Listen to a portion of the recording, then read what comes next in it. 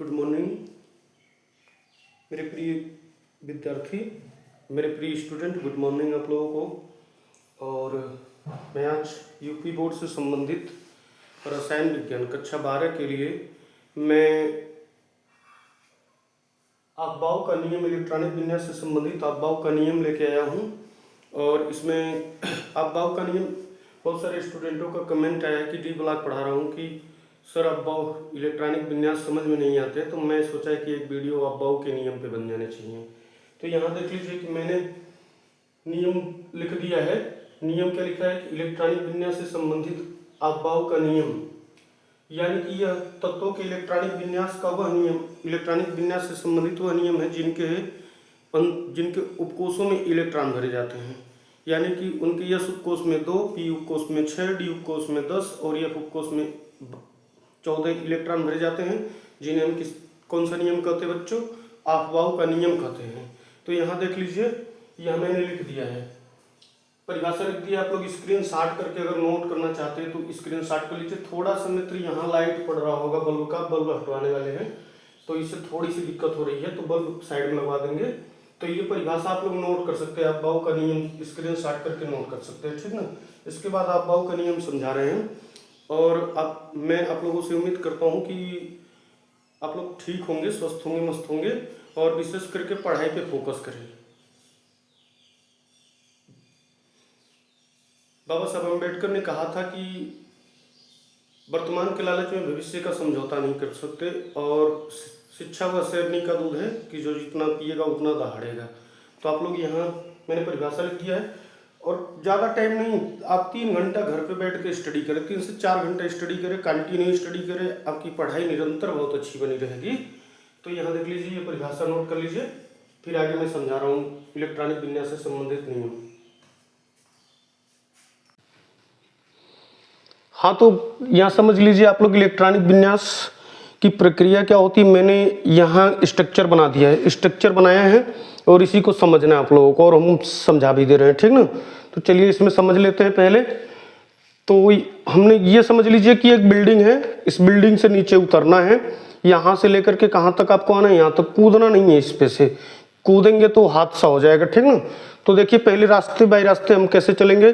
देखिए यहाँ से 1 ईयर से चले हैं हम, 1 ईयर से 2 ईयर्स, 2 ईयर्स से चल के 2P पे आए हैं, 2P से चल के 3 ईयर्स, 3 ईयर्स से चल के 3P, 3P से 4 ईयर्स, 4 ईयर्स से फिर चल के 3D पे आ गए हैं, 3D से चल के 4P पे, 4P से 5 ईयर्स, 5 ईयर्स से फिर हमने चलना शुरू किया 4D पर, 4D से 5P, 5P से 6 ईयर्स, 6 ईयर्स के बाद कहाँ गए 4F, 4F से 5D, 5D से 6P, 6P से 7 ईयर्स, 7 ईयर्स से लास्ट में 5F लिख लेंगे। तो यही एक है अफबाव का नियम। इसी को हम क्या कहते हैं? इलेक्ट्रॉनिक विन्यास से संबंधित अफबाव का नियम कहते हैं।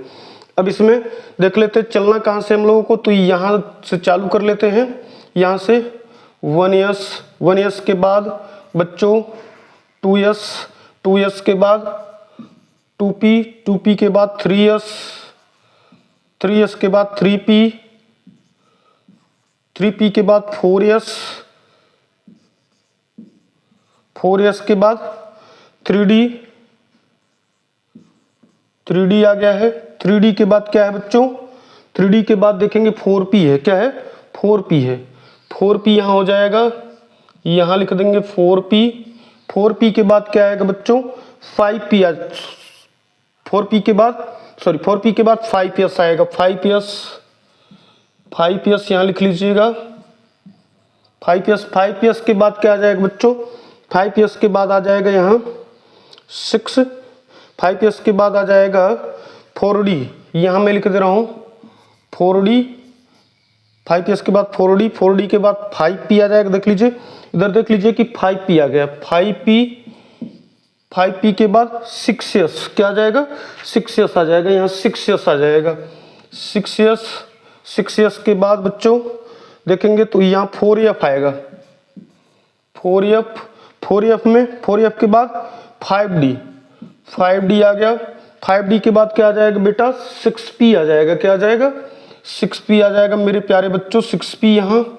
6P के बाद क्या आ जाएगा बेटा? 7 ईयर्स आएगा। देख लीजिए यहाँ 7 ईयर्स है, तो 6P के बाद 7 ईयर्स, यहाँ क्या कर लिया जाएगा? 7s कर लिया जाएगा। 7s के बाद क्या हो जाएगा 5f, क्या हो जाएगा यहाँ 5f कर लीजिए, ये हो जाएगा 5f। तो ये हो गए इलेक्ट्रॉनिक विन्यास से संबंधित अफबाउ का नियम हो गया।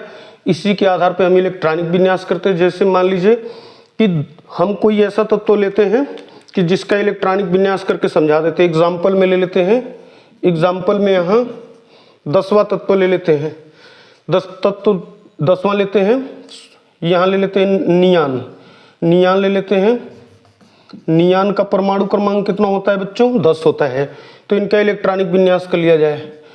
और मैंने बताया भी है कि इधर थोड़ा सा ध्यान दीजिएगा कि यह उपकोष में कितने इलेक्ट्रॉन नियम में लिखा है, ये 2, और पी में कितने बच्चों 6, और डी में कितने 10, और एफ में कितने बच्चों 14 इलेक्ट्रॉन ही भरे जाते हैं, ठीक ना। तो यहाँ चलिए नियान का कर लेते हैं। तो नियान का 1s2 पहला भर गया, दूसरा उसके बाद आएगा 2s2, दूसरा भी भर गया 2p, p में कितने इलेक्ट्रॉन होने चाहिए बच्चों 6, मैक्सिमम कितने इलेक्ट्रॉन भरे जाने चाहिए 6 इलेक्ट्रॉन।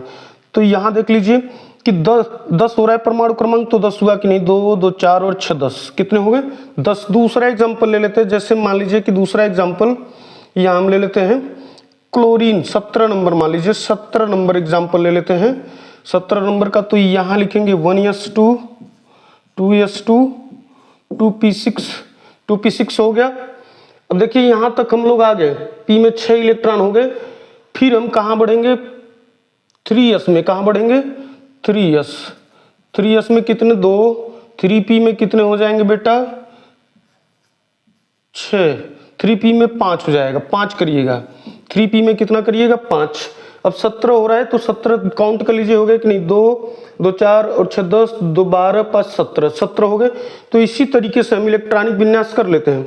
जब तक p कोष में 6 इलेक्ट्रॉन नहीं भर जाएंगे तब तक हम आगे नहीं बढ़ते। जब तक d कोष में 10 इलेक्ट्रॉन नहीं भर जाएंगे तब तक हम भर नहीं जाएंगे, तब तक हम आगे नहीं बढ़ते हैं। जब तक f उपकोष में 14 ही इलेक्ट्रॉन नहीं हो जाते तब तक हम आगे नहीं बढ़ते हैं। इसी को हम अफबाउ का नियम कहते हैं। किसका नियम कहते हैं, अफबाउ का नियम कहते हैं।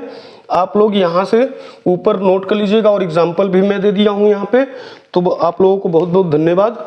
और आप लोग मेरी उम्मीद पे कायम नहीं आ रहे हैं, और मैंने उम्मीद किया है कि आप लोग इस वीडियो को ज़्यादा से ज़्यादा लाइक, सब्सक्राइब और शेयर करेंगे, फॉलो करेंगे, और इस पर लगभग कम से कम 2000-2500 व्यूज आने चाहिए। धन्यवाद।